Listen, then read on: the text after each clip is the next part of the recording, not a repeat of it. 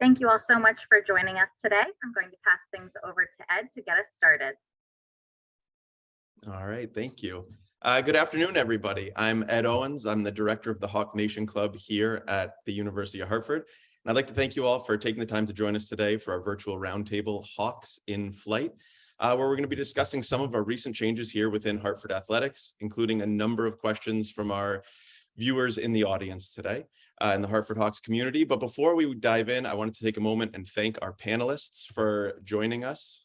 First, we have Dr. Sharon Beverly, who was hired to oversee Hartford's transition to Division III and was recently named our permanent vice president of athletics and recreation. We also have joining us Coach Steve Malinowski from Hartford Baseball, women's lacrosse head coach Jen Nardi, and the newest member of our Hartford Hawks coaching family, Coach Polly Thomason. So thank you all for being here with us and taking a part in this today. We're going to be getting started very shortly, but before we do, Dr. Beverly, would you like to say a few words?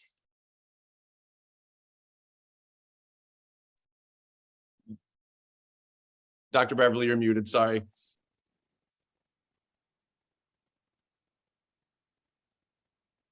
Just want to thank everyone for coming today. We're so excited to have this opportunity to talk a little bit about where we're going and why we're excited about Division III. So thanks again, everyone, for your time, and Ed, for you lending your expertise to lead us through this. We'll find out how expert. So thank you for joining us, everybody. I think we're going to start with you, Dr. Beverly, and I know time's tight, so we're just going to jump in with the heart of the reason we're all here today. We've heard that Hartford is transitioning to the Division III model, but could you tell us more about what that means overall and specifically what it means for Hartford Athletics? Well, we feel in Division III that we are the student-focused division. We're about supporting the dreams and the aspirations of our student athletes. So it is student focused. And that means allowing the time for students to pursue other endeavors, to maybe study abroad or take an internship, join a club. We typically find our students are multi-talented.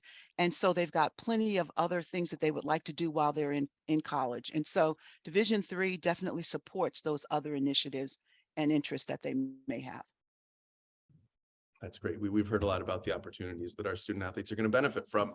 And I know we're going to be diving into that later as well. So I'd like to direct this one to Coach Thomason. So you can speak with authority on Division III. Just to give everyone in the audience a background, Coach Thomason came to Hartford after 17 years at UT Dallas. During that time, she logged 327 career victories, 6 trips to the Division III NCAA tournament, and a Sweet 16 appearance in 2015.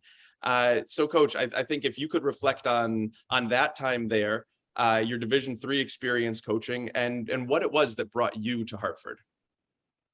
Well, yeah, thank you so much for the questions. I'm truly honored to be here at Hartford and on this panel today. And one of the keys I have found is just I want to share my love for Division III. I'm a lifer, spent my whole career here. So, I just really want to be able to share that. And that's really why I was drawn to Hartford, because I saw it as an opportunity to build on my strengths, the investment I've made in my career while also providing me with completely new experience. As you mentioned, I was the head coach for 17 years, but I've also have assistant coaching experience. So that's over 20 years in the Division III level. And I feel like I can help the university, whether it's staff, coaches, student athletes, use my knowledge, use my expertise, my connections, my love for Division III. I just wanted to bring that with me and help this really amazing university. And then for me, add on how much history women's basketball has at Hartford. I'm the caretaker of a program that dates back to 1975. That's new and so incredible. I'm a history buff, right? So to be a part of something that's 45 years old and has had the success that it's had over the years, it's just so exciting and it's invigorating. I want to build this program and make it even more successful than what I built in Texas. I see so much potential here. The footprint of Division IIIs in the Northeast, women's basketball specifically, has seen great teams, Final Four teams, national champions come out of New England and the East Coast. And I want to compete against the best. And I want Hartford to be in those conversations of great teams moving forward. And I believe we can be that. So that's why I'm here. That's why I'm excited to get to work. and really, make this program what it once was and moving it forward as Division III. Thank you. That is a heck of a recruiting pitch right there. I'm sold. And you're not alone in wanting to come to Hartford. One of the questions we had regarded student athlete enrollment, and Sharon, I'm going to direct this one to you. I know we have updated 116 incoming freshmen, one of the largest classes of student athletes in the department's history. So Dr. Beverly, what do you think this means for the future of Hartford athletics? Well, I think it shows where we're headed is where we should be. Not only do we have 116, but we hit it out of the park. This is the largest class of first years for us. Typically, we draw between 80 to 90. In addition, we have 283 student athletes.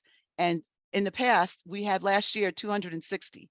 So it shows we're moving in the right direction. It shows there's plenty of prospects out there that want to come join us at the University of Hartford. And come on, we've got the space for you. We've got the facilities for you. We're ready to go. And we got the coaches. And with that, let's hear from some of the coaches. So I'd like to go around the horn, starting with you, Coach Malinowski. Can you speak to the excitement level of your incoming student athletes, the guys who have recently made the decision to sign on, join your program, and what it means for you going forward? Yeah, it's been a truly exciting time. This is a bigger freshman class for us, and they're ready for the challenges that lay out, as we move through the transition, but also get to put their footprint and their stand on the new direction and the new chapter that we're moving to. So there's a lot of excitement. I know they're getting here, they're getting settled into the classes and ready to get started on the field for us in a few weeks. And but the direction of where we're going and what we're trying to do is they're excited about the new forefront and putting their stamp on it for our program specifically. Great. And Coach Nardi, same question for you. Yeah, I think, the women's lacrosse program is we're thrilled to be at full go and we're ready to get out on the field. We're super excited about our incoming students and to have a full roster and ready to play. I think there's just, the added buzz of also sort of having things feel quite normal and being able to meet in person and gather as a department with our pre-season barbecues that the department put on. I think everybody's just really excited to be back at full speed. All right, and Coach Thomason, I was heading your way. I saw you unmute there. Yeah, anything you'd like to add? Yeah, we have 10 new players between transfers and freshmen, and they're all coming in with this little chip on their shoulder. They're excited to be here and help us build a culture, establish ourselves as an elite program. And I think they're just ready to represent Hartford. They're ready to make the alumni and the community proud. Thank you. All right, and this next one is going to be directed to our coaches as well. Our question comes from Rick Lambert, an alum who I had the pleasure of speaking with this past week. Hi, Rick, if you're out there today watching. Rick was a former pitcher for our baseball program and still ranks among the all-time top 5 in two different stat categories. And so Rick asks, what are your expectations, coaches, for continuing to bring in high-level student athletes now as a Division III? So I'm going to open this up to each of you, and I think I'd like to start with Coach Nardi, if you'd like to kick us off. Sure. I think that there's really no difference to us in what we are looking for. We're always looking for the right fit for Hartford. I think that obviously, no matter what division, we're looking for a student athlete that academically, Hartford is a right match. And, in terms of talent, it really, we're always looking to recruit talented athletes that are going to fit within our program. I think we're trying to build something special. And so, it's more than just finding a player that's capable. We're looking for somebody that's going to help us build a nationally competitive program. So it's really no different to us. And Coach Thomason.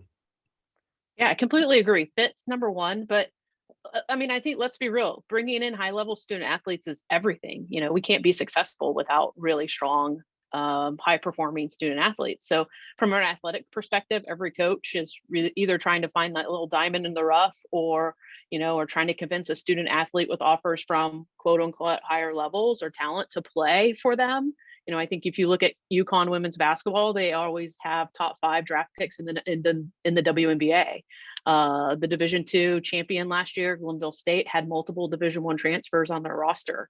My current assistant coach, Coach Masaris, she was a D3 All-American, 2-time D3 All-American, and she started her career as a Division I athlete. So yeah, we're recruiting high level. That's not changing. If anything, that's how we're going to be successful. And Coach Mal? No, I think the biggest thing that we try to preach and what we're looking for is the skill set that we feel that our coaches can, identify, quality players and high level players that we can continue to get here, and with our facilities and the instruction that can develop them on the field, and also, a student athlete that's ready to perform in the classroom as well. That's the good balance that we do have here. And I think with our, academic programs for sure, give us a variety of different majors and places that we can recruit to. And, that just shares in the Northeast and in New England and in Connecticut. There's a lot of talented players here that we're ready to go out and recruit and bring in and help enhance them on and off the field. So the high level part of it is definitely what we're all looking for. And that's going to continue to keep us at the top and push us forward as we move into this new chapter. Dr. Beverly, you're definitely going to see the same passion and drive and work ethic with our Division III student athletes than we saw before. So we're going to definitely have that same, desire to win. All right, thank you, Dr. Beverly. And I'm going to stick with you. So the next question we have comes from where we currently stand with the transition to Division III. I know it's a multi-year plan, but could you take us through what the transition has been like to this point, where we are, where we're going, and what it means to be a Division I independent this year? So to just briefly give a summary on that, last year we had to put together our application. We got that approved. And the big piece of that was also trying to find a conference where we could land. Now we've been accepted into Division III as a provisional school, and that's a 3-year process. So we have started that now, FY23. We'll be going through the next 2 years as a provisional Division III, with that 4th year being a full member in the division. Of course, we've got to make sure we're moving towards all the proper benchmarks, but we don't anticipate any challenges there. So to be a Division I independent, if you can imagine, we're Division I until we're no longer Division I. We're provisional Division III until we're full Division III. So right now, Division I independent just means that we do not have a conference. We're not competing in a conference currently. And kudos to our coaches, because we talked about this year being the most difficult for us because we do not have a conference affiliation. They had to really do the work to find programs that would be willing to play us. And we've just started a full schedule with our fall sports. They've done an amazing job. We expect the same out of our winter and our spring. Coach Mal told me he's done, his schedule's complete. So the coaches really have stepped up and done a wonderful job of finding schools that will compete with us this year as a D1 independent. That's great. And then to follow up quickly on that, Dr. Beverly, we also recently announced that we are a member in the Commonwealth Coast Conference, slated to begin competition next fall. If you could talk about that, how important that was to find that conference home for Hartford Athletics, and what makes the CCC the right fit for the Hawks? That was a huge accomplishment for us, to find a conference that we felt was going to be, quote unquote, the right fit. And what is the right fit? It's not necessarily always the conference that you want to land in that also wants you. We really got very lucky. When you look for a conference, you're looking for things like, are they centrally located? Because you don't want a lot of travel for your student athletes. You don't want a lot of missed class time. Public versus private. We're really fortunate to be in a conference that now consists of all private schools, which we did not have before. And then we wanted to be in a conference where we felt, of course, it's athletics, where we could be competitive.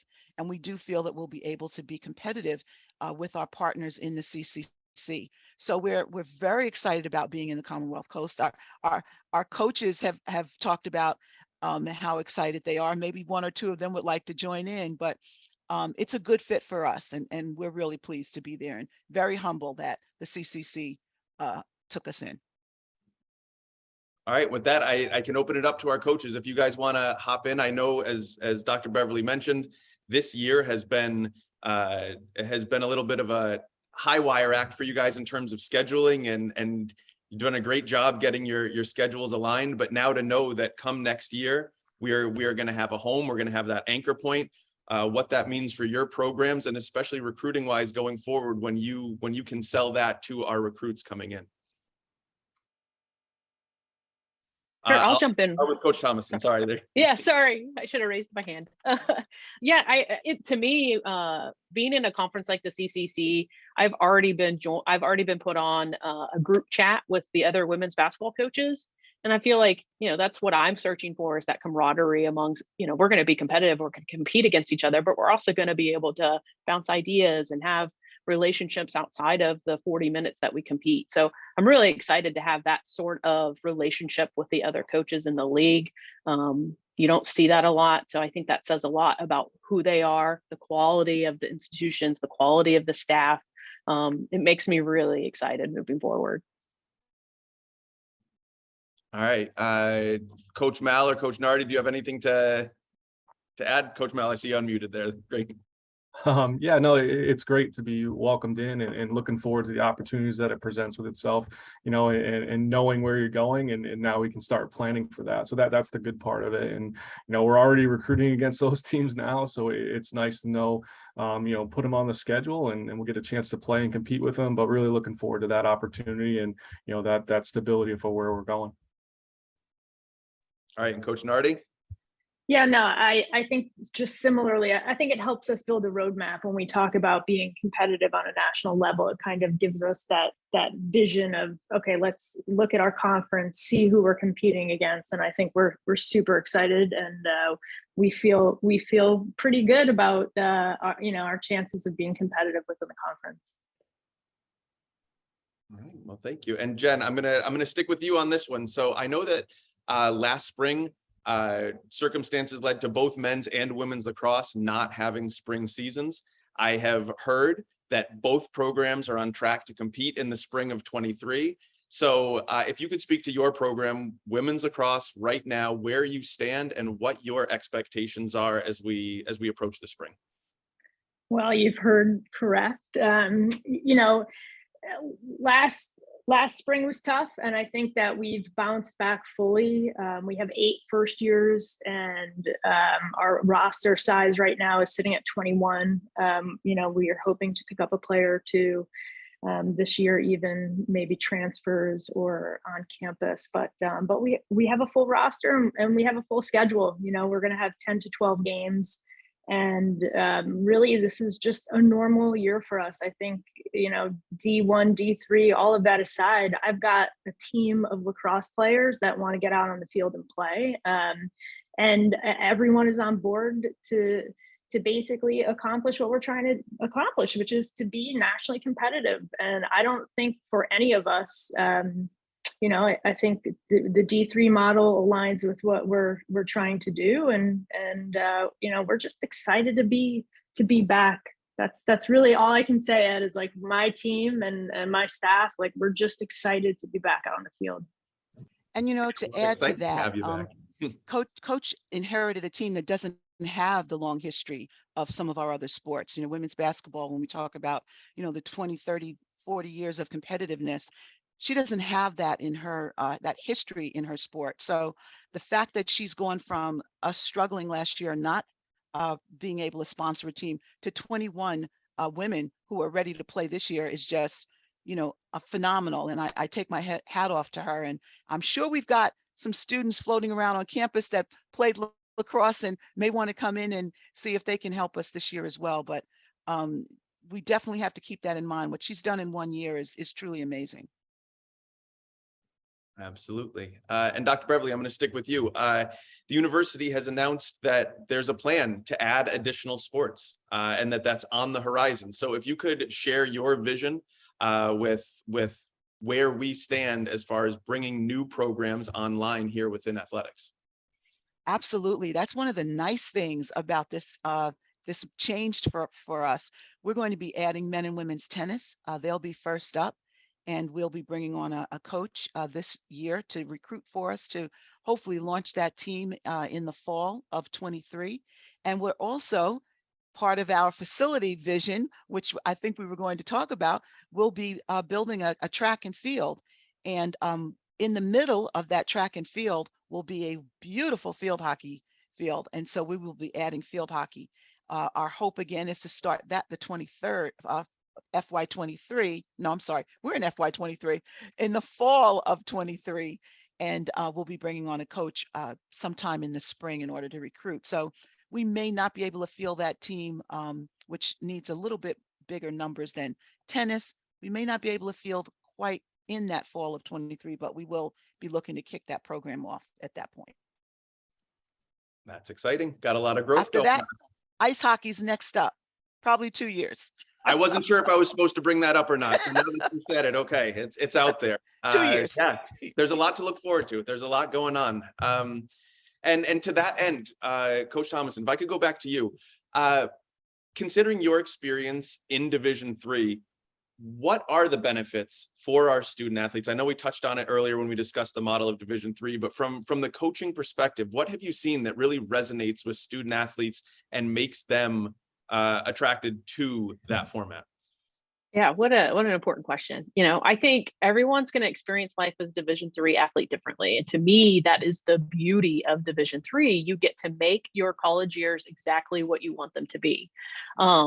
You know, let me just share with you a few of the things that my former student athletes did as Division III.